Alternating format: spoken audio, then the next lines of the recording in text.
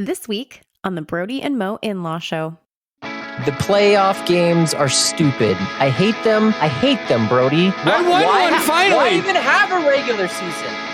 What I do like is that your dad assumed you were letting Sadie watch King Kong at your house. It's probably like, yeah, it probably makes sense for your guys' house, but it's not going to happen in here. So that texture of vomit mixed with milk is like, you just got to sell your house.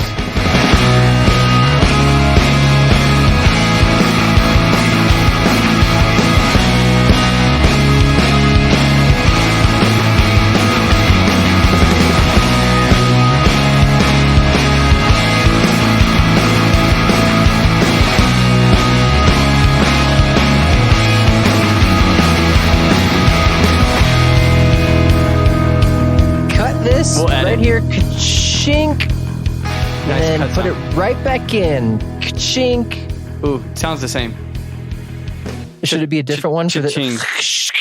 There you go. That's it. Kind of a reverse cut noise. Yep, that's the one. Stay with that one. Okay. Cut the first cut and bring the second cut in. Yeah. Cut the cuts.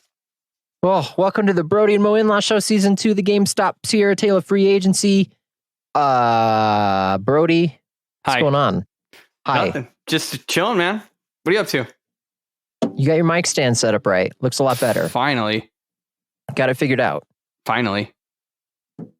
What a mess. Who's texting us? We got a group text while we're on the podcast. Me? Oh, we this did. Guy. From our Napa know-how. Is it a sponsorship finally? Oh, he's talking about the Suns. So I'm gonna ignore it. He didn't give us any money. I don't care. He also talked about algebra yesterday. Yeah, he did. He did algebra, and that was smart. You know, I was actually impressed. You know, but also confused. I thought I caught him. I thought I had him caught with that zero that was actually an O. Yeah. I think I bailed him out by telling him it was wrong and why it was wrong, and then he was like, "Oh yeah, that's what it is." I did. That's right. I went to ASU. Of course, that's right. Oh no! I was impressed that he could remember that. I would just be like, "Yeah, the computer's down. Then we're just not going to figure this out, guys. I don't know what to tell you. Business is closed. Yeah, I'm sorry. Close it. We can survive the pandemic. We cannot survive simple algebraic equations. Nope. Close down Napa. This is where we draw the line, guys. I'm not writing this math formula. Division? Nah. End Napa now. It's a good run, guys. You thought you had it. You thought you had it. So, okay, no sponsorship from him, but from what I understand, Brody, is we hit the rich vein of us giving money to other people. Dude. After our episode last week. I hear that we've kind of got an inroad with where we were going with that. Well, we do have an inroad, but it took on a very different form than what we originally planned, which I think is still open to.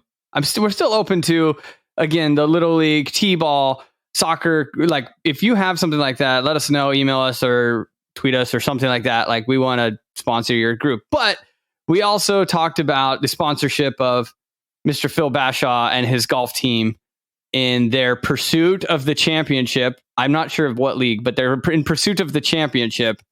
They're in first place right now. And it looks like we're going to have some things rolling to where we can sponsor them. I'll tell you what, I wouldn't sponsor a team that's not in first place. It has to. Well, I'm skeptical because as an Arizona fan, I've never been there, except for the Suns, which we're going to get there in a minute. So we want to talk to you about that one. But True. As a Wildcat fan, obviously, we're not used to that. So, yeah, I think we got him, and like he's got some ideas, and I think we're in good shape. Let me get on the phone machine here. Now, one of the big problems I had with what I understand their terms and conditions are is that we originally agreed to go up to a maximum amount of $8.35. Right. That was my offer. That was it. From what I understand, the counter offer stands at a whopping unrealistic $10. I know he's playing hardball. I mean, It's one of those catch-22s. You've got a championship team that's in number one. If you want the number ones, you've got to pay. And I do we go after the number ones and we fork over the money? You want Aaron Rodgers, you have to pay. I mean, that's what it boils down to. This is a podcast about free agency, Mo. Where have you been the past month? But it's pretty outrageous. So we need to talk to some bankers. I mean, I hadn't thought about it that way, but you're right. You got to keep the team together. You don't dismantle the Tampa Bay Rays after you go. Well, I mean, you do. Yeah. Sorry, Tampa Bay Rays. fans. Tampa Bay Bucks, you mean? Or are you talking about the Rays? No, I mean the Rays. Oh, the Rays too. Yeah.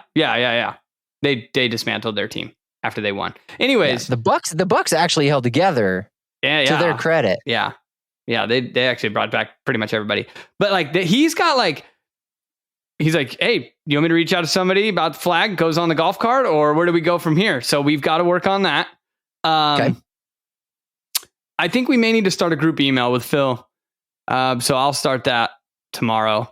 And he's talking shirts, and we've got a lot of things moving parts here. So this is beyond my wildest dreams. Where dreams may lie. This is where I am right now. I'm floating in a pool of ecstasy right now. I don't even know what to do with any of that information. I'm so happy with where this is going. See, he's asking for $10. Absurd. I mean, I had sticker shock, but he's talking t-shirts, golf flags. I mean, you pay, what you pay premium price, you want premium product. I think we've got one here. That's right. The proverbial golf balls are in motion. So they're rolling towards the hole. So we just got to put it in. And I think that's what we're going to do right now.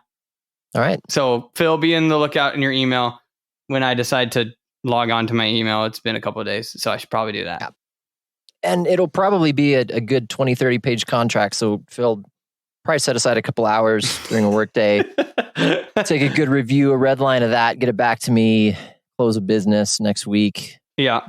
I'll have my people call your people. We'll set something up.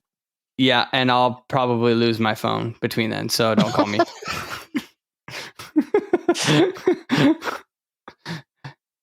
I'm just saying, if you don't get me, that's probably because I've lost my phone. So just move on to the next one. Wait until Chelsea comes into the office. Talk to her. Speaking of contract negotiations, your beloved. No, Coyotes hockey team have mutually agreed to part ways with one Rick Tocchet. Yeah. They both, it sounded like a very amicable split, if you want to call it that. Do you believe that is the case? Like, if you're a coach of any franchise, do you amicably say, yeah, go ahead, I don't want to do this anymore? I think that there was probably, it happened so quick after the season that there had to have been a mutual understanding or something in his contract that said if you didn't meet specific benchmarks at specific times, we're going to split ways. So, I got to imagine that he probably saw it coming the way that he responded it. I mean, the coaching market is so fickle now, like in sports, you very rarely see a coach that lasts. Greg Popovich's, they don't last. They just don't happen. The Coach K's, those things just don't happen anymore in sports. So I think every head coach has a little bit of an idea of what might be coming, that it's a possibility at any time. I mean, the team didn't have their greatest year. They went out and they tried to get some pieces in free agency. They're going to be in a mega rebuild this year. They were hurt a lot. So I don't know how much of it you can contribute to Tocchet. I like him as a coach. I like him as a person. I think he's going to land on his feet okay. But it was just a mutual parting of ways. These things happen in sports. We wish him the best of luck. Bill Armstrong, the GM of the Coyotes, are going to end up, he's going to want his own guy. And that's fair. So hopefully they can get the right piece to the puzzle and the Coyotes can right the ship. They're down a lot of draft picks from previous years. They're going to be a little thin in the minor league system. So hopefully they can turn it around, maybe land somebody in free agency. Use the very valuable draft picks that they have effectively. You got a nice young starting goaltender in Darcy Kemper. You got a great defenseman in Jacob Chikrin, who I think is going to be an all-star. He's leading all defensemen in goals this year. So, I mean, he's an offensive player, young. I think he's 22, 23. You obviously got the man, the myth, the legend, the hot dog eating man, and Phil Kessel, 20 goal scorer this year. Mr. 900. Mr. 900, which is quite the accomplishment. So, I mean, they do have some pieces, but, I think they probably are going to make some heavy moves in the offseason to try and get some of those picks back, trying to get some of those other key players. So, yeah, we'll see what happens. I think you're going to lose Ronta in the expansion draft. I have this hunch that he's going to go to Seattle, which I'm fine with. He can't stay healthy. He's a great goaltender. He just can't stay healthy. Oliver Ekman-Larsson looked awful this year. He looked terrible. So I think we may need to part from him as well. But you never know. You never know what's going to happen in the offseason. So, yeah, Rick Tocchet, he did a great job here for what he had, but off to newer things. That's part of the sports business. I read that there's a rumor that he might be in line to be this Seattle Kraken's first head coach, that he might be on the short list. And that's a good list. John Tortorella out of Columbus also just got axed after a handful of years. I can't remember now. He's going to be headhunted for sure at Seattle. He's I like him. He's a no nonsense, like shoot from the hip. He's going to sell tickets, so I could see him being shortlisted too on that list. So there's going to be some coaches out there, but yeah, Tocchet would be a good fit in Seattle as well. So I just handed you the keys. You are Bill Armstrong. You're now the GM of the Coyotes. Would you have parted ways with Tocchet or kept him? And then B, if you agree with the choice to amicably part ways, who now are you looking for as the next coach? I would have kept Tocchet. I think I would have kept him at least another year. It's really hard to, and I'm glad that they let him finish the season. First of all, I'm glad that he got to finish the season, finish what he started. It's a hard season for every pro sports team, with closures and postponements. And I mean, they played the St. Louis Blues, 7 times in a row. Like this was a hard season. They had a ton of injuries, which happen every year, but certainly this year, was more difficult. It felt like than others. You're playing with a ragtag group. You've got a guy in Michael Bunting who's only played a handful of games at the professional level, who played outstanding. So you're playing with guys that haven't played a lot together. You've got a lot of different things working against him. So I probably would have kept him for another year. Now, I understand why they got rid of him, because when Alex Morello, the owner, brought in the president, Xavier Gutierrez, and Bill Armstrong, they're obviously cleaning house by getting rid of Aaron Cohen and John Chaika, the guy who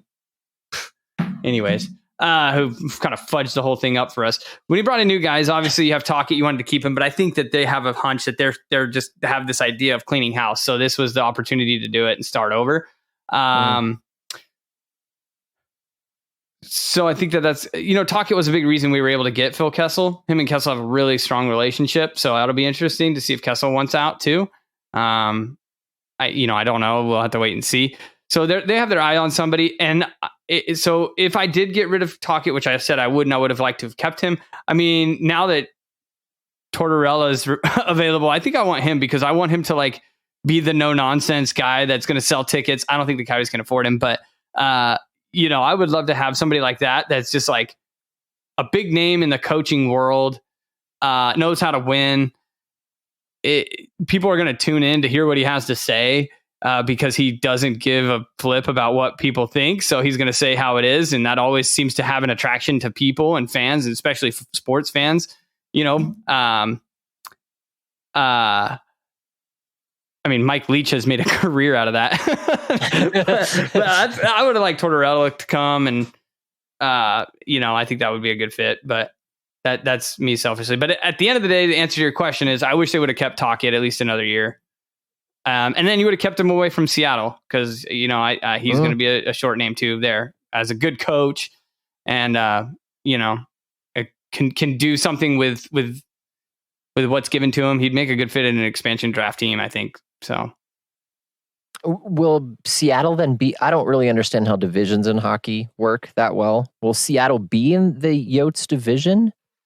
Because if so, what you just said makes a lot of strategic sense. I mean, I know we're going to keep. You can keep talking away from Seattle, but Seattle, they're not going to be in the same division. They're going to go to the Pacific, and the Coyotes are going to move to the Central Division. So, I mean, I guess that part doesn't really make a whole lot of sense, but.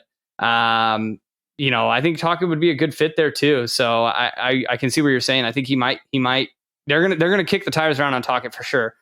And I hope he does go there. I hope he lands on his feet. 'Cause I do think he's a really, really, really good head coach. But with Tortorella not,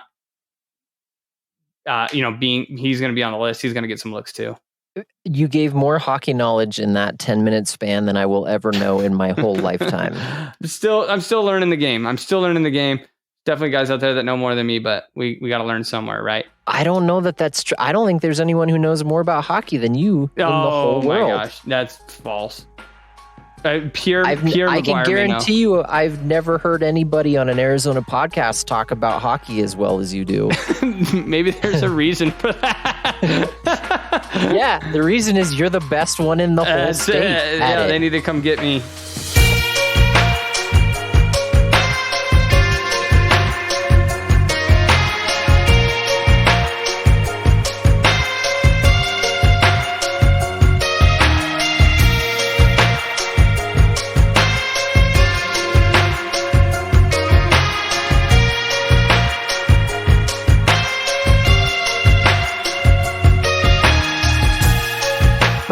So I've vented about hockey now, but there is a team, Mo, that I'm going to pick your brain about, and I don't know how much you know, but you definitely know more than me. Our beloved Phoenix Suns, who have been through the roller coaster over the past few years, are just making waves across the league. In second place right now, they're going to go into the playoffs. They're not in a playoff game, which is great. I want to get your opinions on the playoff situation as well, but let's get to there in a minute. Where do you see the Suns going? Is there a team that has had worse luck in a playoff draw than the Phoenix Suns have in my lifetime?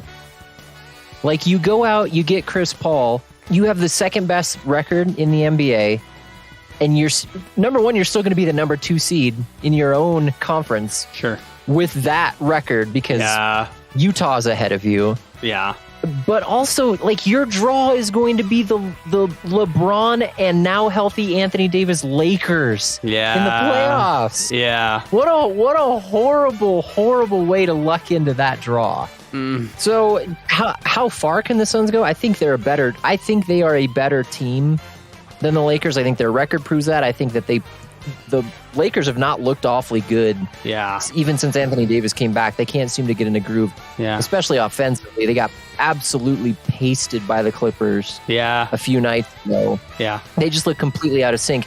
But if you get LeBron on the floor and you get Anthony Davis on the floor together and you get them in LA, you are now playing 5-on-8 basketball. Because you're going to get every single call if you're the Lakers on that side of the ball. Sure. And that just harkens back. That's the way it always felt with the Kobe-led Lakers.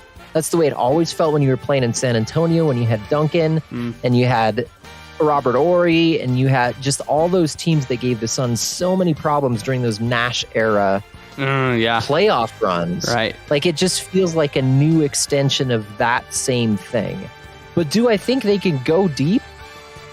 Yeah, absolutely. I think you get past that and you start looking at teams that are really evenly matched, and I think the Western Conference is the better conference right now. Sure.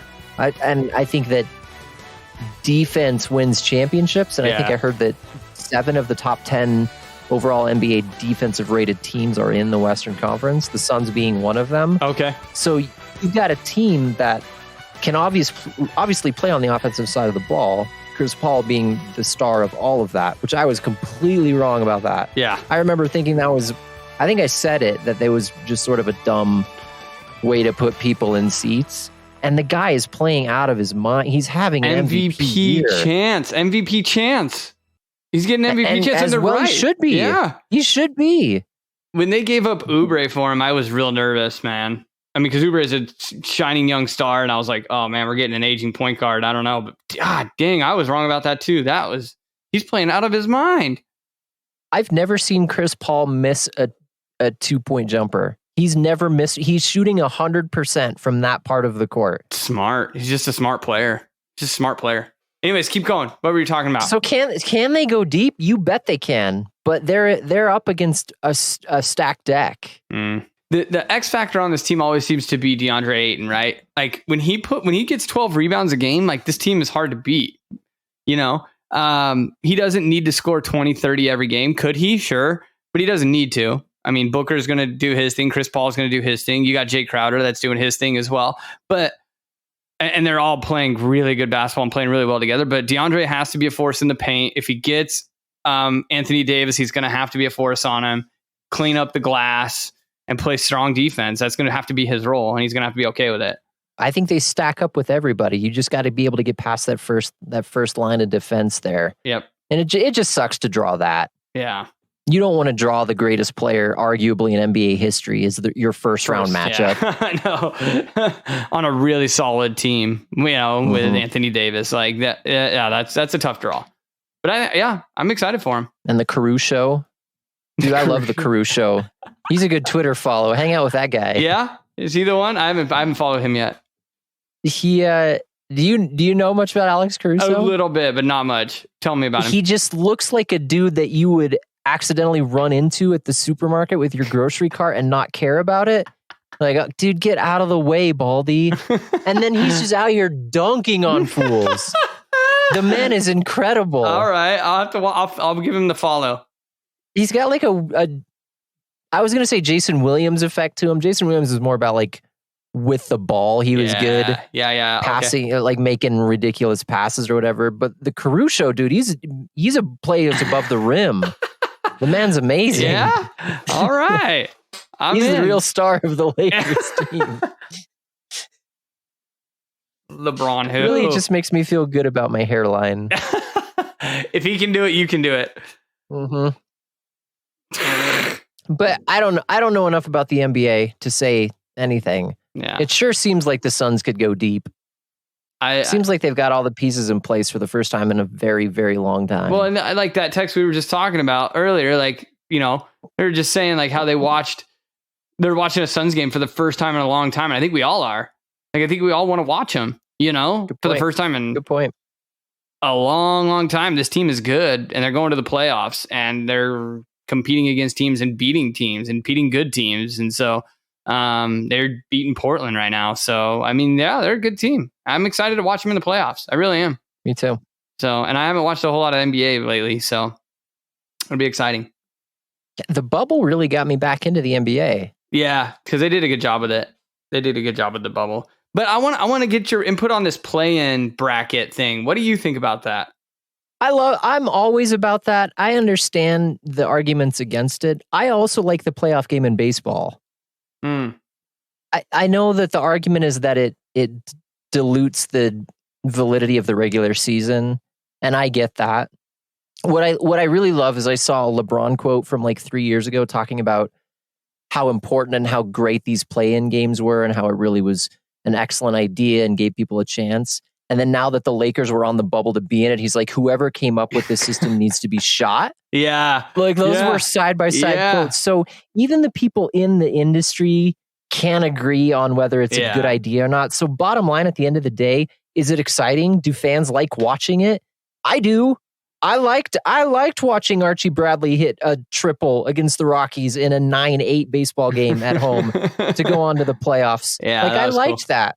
Yeah. If it's your team and they lose in that playoff game, that sucks. It. Yeah. But you hate it at that point. But when you win it, man, you really like that. Yeah. I liked the hockey setup last year too, where kind of they were forced into it. Yeah. Where they had that little mini play-in series. But like I watched the Yotes play that series and it was great. Yeah. And you felt like, hey, look at us. We beat Nashville. We're into something. We're doing our stuff. Yeah. We won a playoff game. So it's got its ups and downs. I'm a fan of it. I think it's exciting. I am conflicted as well. I think last year you could get away with it because of COVID, right? And because there was, you're talking about hockey, and then the NBA had their bubble with a play-in type of a situation in the playoffs because all of their seasons got cut short. So you can't really effectively, like, that season, I don't think the Coyotes were going to the playoffs. I'll be honest with you. I really don't. They had to leapfrog some teams and there wasn't enough games left. But so it's exciting that those kinds of teams that weren't mathematically eliminated, because you can't technically say like, hey, they weren't going to make it. The Suns were in a similar situation last year, right? They were really on that cusp. They played awesome in the bubble, but they weren't mathematically eliminated. So, hey, it was going to give you a chance, give you a look. Same thing. If those teams, some of those teams were already mathematically eliminated, that you can kind of say that their season was kind of hypothetically already done.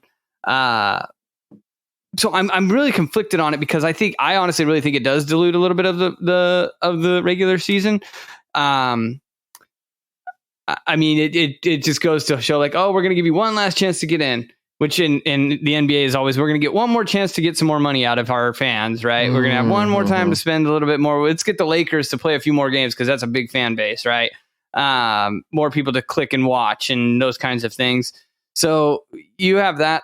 I go back and forth with the baseball thing because Archie Bradley hitting that triple was like one of my favorite D-back memories, right? Like, I just think that's super cool. But they already play 162 games. Like, it doesn't work so well in the baseball model. Good point. Like, you guys couldn't get this figured out in 162 games. We're going to play one more, and so we're going to call it the playoffs, but it's not the playoffs, but it's kind of playoffs. So, like, I don't know. I don't know if I necessarily like the baseball one just because you have so many games. It's kind of the same thing with basketball. They have a bit long season too. They're more 82 games. Even hockey has a long season. So, I think you kind of have those situations, and I think it really does dilute the regular season a lot. And I don't particularly care for it. I'm not a big, like, everybody gets a trophy situation. Unfortunately, there has to be losers. And so I think making it a plan just is one more thing to do. And you either make it in or you don't. I know COVID threw a wrench into some of those plans, and you know what? NBA probably needs to recoup some money. So we're going to do a play-in thing. I get that, but I would like to see next year it go away personally. You hit it on the head. Always follow the money. Follow the money. You're right. All of those sports franchises, everybody lost money last year. Everybody lost money and probably lost a lot this year because nobody, a ton of stadiums didn't have, all of them didn't have full capacity fans in the stands. So they all lost money. Probably made money on TV revenues and whatnot, but he still lost a lot of money. So there you go. You know what? I've changed my mind. Your eloquent arguments have swayed me. The playoff games are stupid. I hate them. Brody. I won one finally. Why even have a regular season? Why even play the game? Why are we even doing this? It's just about money. It's just corporate greed. It's just ExxonMobil out here running playing games. Yeah, but oh man, sports are fun. They're fun to watch. ExxonMobil sponsor our podcast. You have money. I finally won one. Usually I'm the one that has to flip-flop. And you're the one coming on my team. Join the dark side. I feel like, what is it? What's the name of the guy? Oh, you know what I'm talking about. He's the American football coach that goes and coaches soccer. Ted Lasso. Ted Lasso. I knew it was something Lasso. It's like, why y'all even do this? That's what I think about with the play-in series. Like, why y'all even do the regular season? You've played 182 games, but we need one more to figure it out. Is Ted Lasso a show you've watched? No, I have not. I've heard it's great. I read so much about Ted Lasso being a good show, and I am ashamed I haven't watched it. If it's comedy, it's sports related, and it's got apparently some kind of like British and or European flair. All three of those things are in my wheelhouse. How have I not watched this? I don't know. Okay, that's going to be our homework this week. Homework. Ted Lasso. Okay. All right. I have 1, 2, 3, 4, 5, 6 books for my doctorate I have to read. So between that, the homework for Ted Lasso comes first.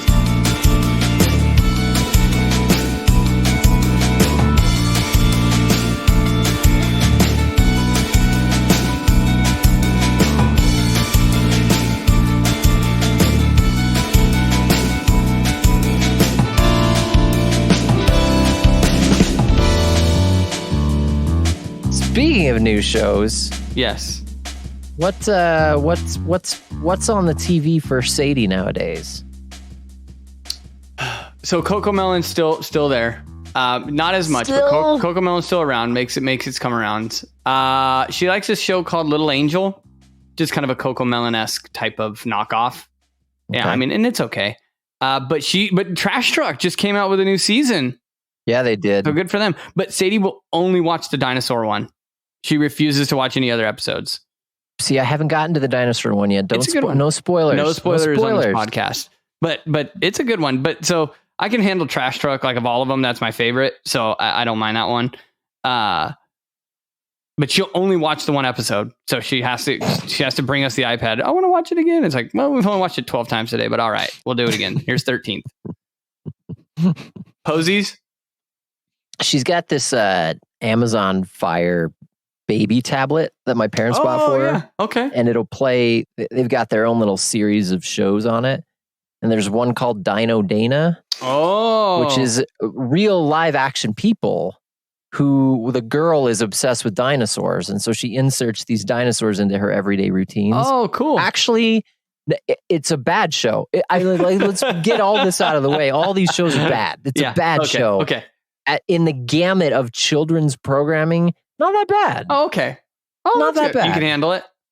Yeah. Well, one of the things that makes me so happy about it, though, is that my daughter has a penchant for pronouncing dinosaurs in a particular way. Oh. She says the word dinosaur in a way that would make you think it's just an anatomical region of most animals on the planet. Most of the kingdom and phyla on this planet have this particular Animalia. Most of them have this particular anatomical feature. Oh, no. I can't say it. This is a family podcast, but she says it a lot when she's pronouncing dinosaur. And that makes me happy. Oh, words mispronunciation in kids is great. And it's hard and it's so frustrating. I don't know if I told you, but so my dad was watching Sadie for a while and she likes to watch. Did we talk about this? Ping Fong? She likes a show called that's Ping the Fong. person who came up with Baby Shark. That's who sings it. Yeah, she likes Ping Fong too, which is okay. But she kept saying it. I want to watch. It's like Fing Fong, and my dad kept thinking she was saying King Kong. And my dad's like, I'm not showing this 2-year-old King Kong. Like, what? We got to find something else. So he played him. He played her. It was the Jungle Book, like the original Jungle Book, and she liked it. Yeah. Like she watched it. He's like, this is the closest I come up with King Kong. I was like, oh no, she's asking for Pink Fong. He's like, well, I didn't know what that was, so she watched Jungle Book. So kudos to Dad coming in. That is senior level like dadship. Being like, I don't know what you want, but I know the next best thing, and they like it, and it's a home run. Like that. I'm not quite to that level of dad. I'm like, well, I can't understand you, kid, so you're just gonna have to sit there and cry. That's the level of dad I'm at right now. What I do like is that your dad assumed you were letting Sadie watch King Kong at your house. It's probably like, it probably makes sense for your guys' house, but it's not gonna happen in here. So it's my house, it's my rules. All right, yeah, that's fair. So I think the original Jungle Book's probably scarier than the actual King Kong now.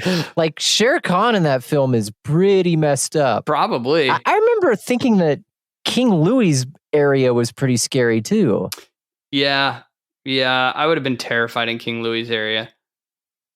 I'm not a bit. I haven't seen it in a while, so I will have to go back and put that as your homework, Mo. Homework for next week. Okay, so where am I at here? I'm at Ted Lasso. The Jungle Book. The Jungle Book. Writing up a 20-page contract for Phil. Yeah. Watching the Suns in the. We just got a lot to. We have a lot to work on this week. I'm gonna have to quit my job. Yeah, that's the only sensible thing. You should have done that a long time ago. I know.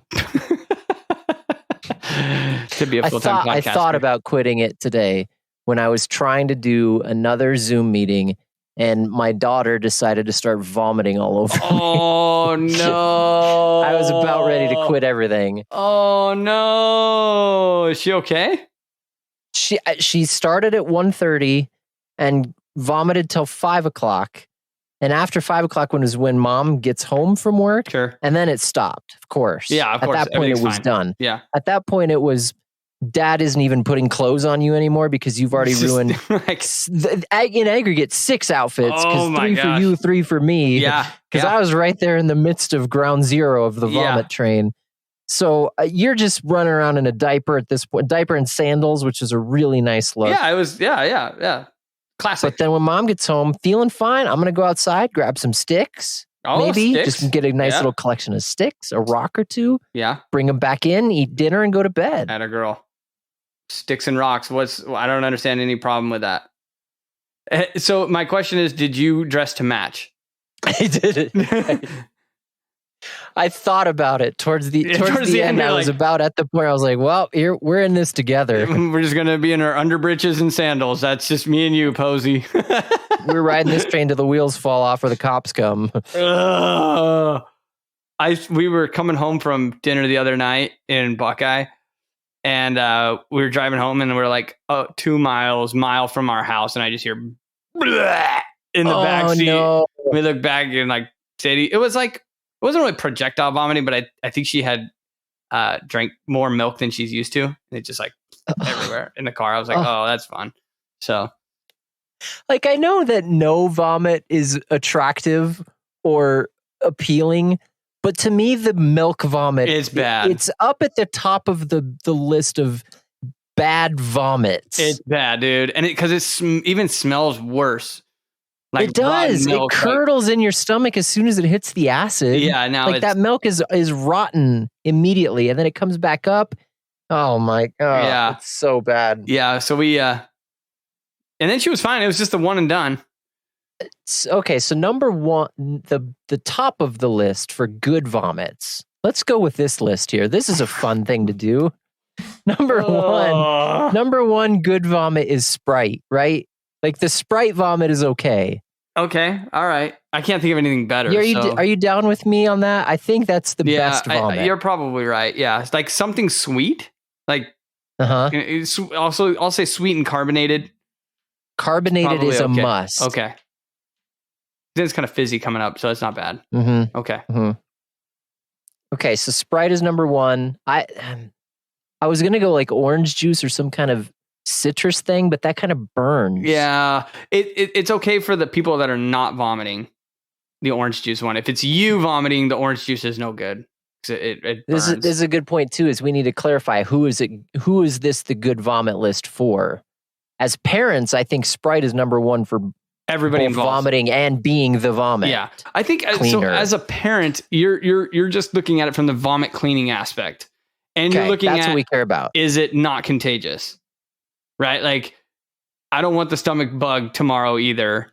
So like Sadie's was a one and done, no stomach bugs. That's a win for me. It was on our car. Mm-hmm. It was on her car seat and on our seat cover. So like everything's good. So at the end of the day, nice. I can live with that, even though it was milk, and which is probably the worst. But we'll get to that in the list. So I think from the dad perspective, it's crisis management, spreadability, smell and or taste and or staining ability, texture too, and texture 4. So any solid food in there is got to be out. Danger, real bad. Okay, so Sprite with no food is the best. Yeah, if we could paint the perfect picture of vomit, it would be Sprite. Milk with like pasta would be the worst.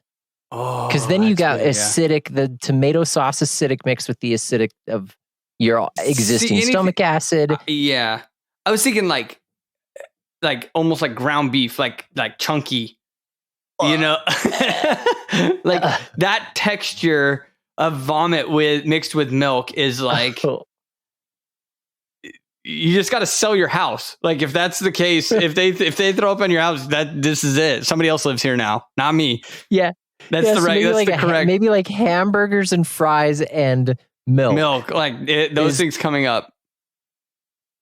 I think I'm going to make you vomit. Yeah. Is that the worst one? I think. Yeah.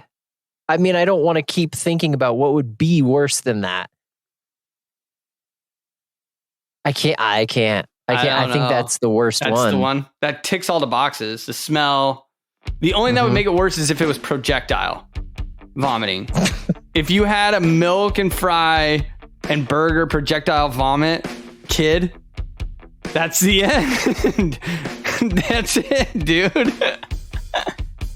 Because if they just vomit, it's like on them, then it's on them. But if it's projectile and it's everywhere. Phil, this is what your $10, our $10 is buying you. Are you happy?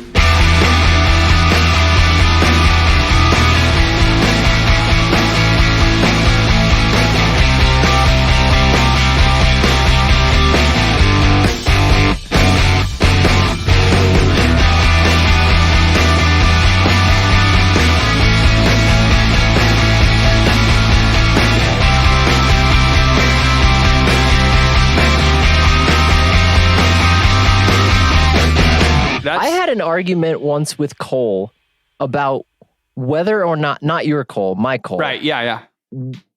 About whether or not LeBron James actually has had a Sprite. Cole was adamant that LeBron was so well regulated as a superhuman athlete that there's no way he would have actually drank a Sprite. I argued that maybe it wasn't a Sprite, but that LeBron probably ate or drank something outside of what you would consider like the Tom Brady crazy man diet. And we did some pretty deep dive searches on this. Turns out I was right, because LeBron's teammates early on in his career used to talk a lot about how he would eat McDonald's all the time. Oh, okay. Which I found shocking that it went for the pendulum had swung that far. Way to the I was other side. thinking maybe the guy has a Sprite once in a while. That guy ate Big Macs all the time. Big Mac. Yeah.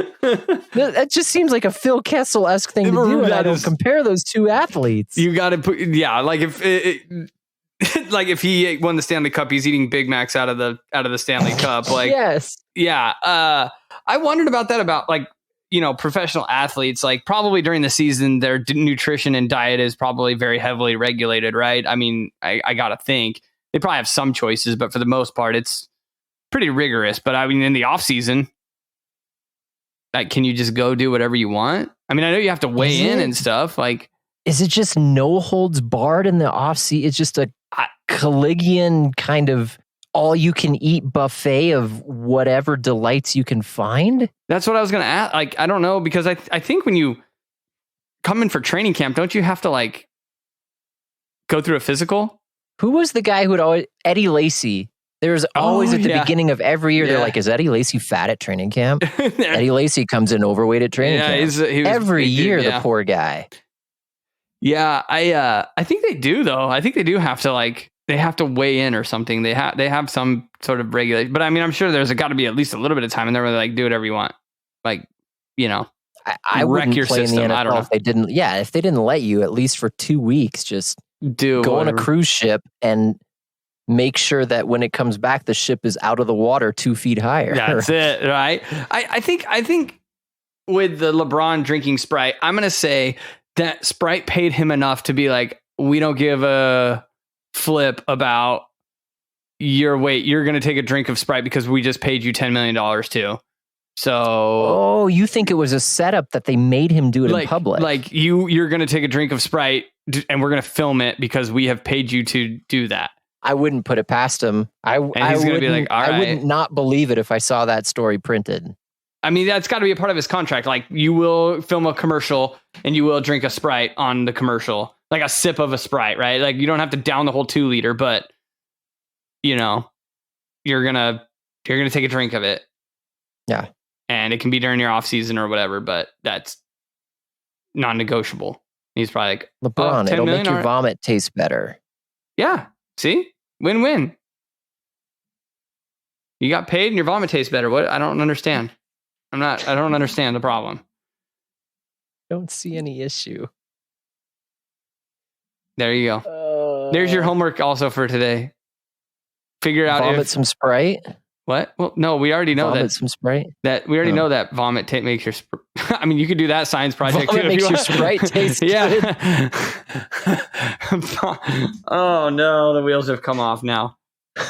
No, you're find out if LeBron has taken a drink of Sprite. Call him. Just text him. Yeah, text him. Just shoot him a text. Have you actually ever drank Sprite? Hey, LeBron, don't take so many dives in the playoffs, at least in the first round. Yeah. Stop flopping, please. You've already won a couple of championships. We haven't, so. It's Devin's turn. The guy deserves... Is this Devin Booker's first playoff run? Yeah. I think it is. I think it is. I think it is. Because I think he like has the most... He has some sort of record, like most points without a playoff appearance, or like one of the most points without a playoff experience or something. Most points without a playoff appearance. He's like, I think he's NBA. the most disrespected players in the league too. That guy's incredible. Top 10 active NBA players who've played the most games without making a playoff. Maybe that's it. I don't know. I know there was something there. Devin Booker, number 8. Oh, he's number 8. Okay. Who's number 1? We got to ask that. If you can name the player who is number 1 in the NBA for most games played without a playoff appearance, I'll give you $10,000. So it's current players. Is a current player. I'm not Googling. I'm not going to Google it. That's good because I would have to give you $10,000 for just using Google at that point. Well, see, now, okay. Well, this list isn't even real anyway because this person isn't in the NBA actively. What is okay? They're not top in the 10 NBA active NBA players who have played the most games without making the playoffs. And then your number 1 guy says currently plays for the Maccabi Tel Aviv in the Israeli Premier League. Why name your list Then what you named it?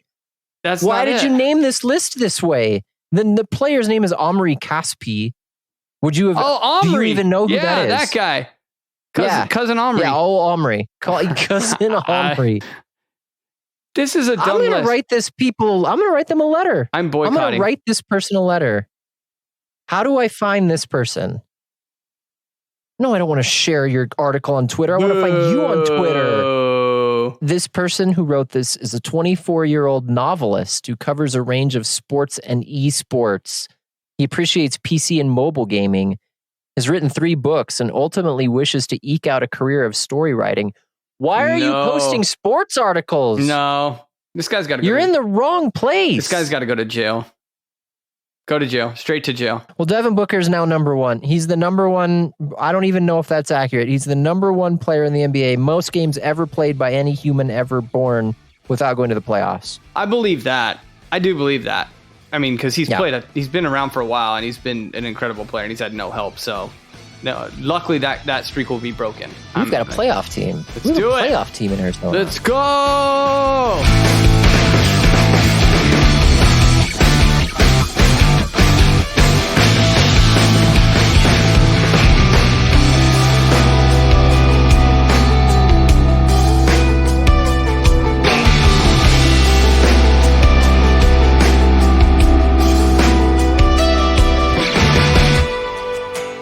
Brody, I think we hit everything. Did we hit everything? I picked numbers last week. Yeah, okay. we hit. Let's see. We hit sports. We hit vomit. We hit a lot of vomit. Brody, Maybe. What's the number? What's the number? What's the number? What's the number? What's the number? It's a Sesame Street thing. Oh, the number I'm gonna go of the day is 2009. No, that has never been a number of the day on Sesame Street. 2009, 2010. That was the last time the Suns were in the playoffs. Ooh, okay. So are you using both numbers? Are you going to use a revolving door of numbers? I'm going to use 2010 because the season was 2009, 2010, so they would have played the playoffs in 2010. So I'm going to go with 2010. Got it. I had a little minor panic attack when you asked me the number, and so I said 2009. I've recovered. I've drank some Sprite. I've calmed the nerves. We're back to 2010. All right. Suns going to the playoffs. for the first time since 2010. Let's do it. And give me and 500 and $500 $500 here give $1,000 and $1,000 here $1,500 and $15 now 2,000 and $2,000 here $2,010 and $10 now 20 2020 they're going again and 2020 sold it. 2010 sold it. 2010 the Suns went to the playoffs and they're coming back this year. We're so excited for them. Go Suns. We're excited to hear from you. Thanks for listening to our podcast. If you want to get in touch with us, you can find us on Twitter at InLaw Show, or you can email us at bmils2020@gmail.com. I'm looking at you, Waffle House. Otherwise, we'll see you all next time. Bye, guys.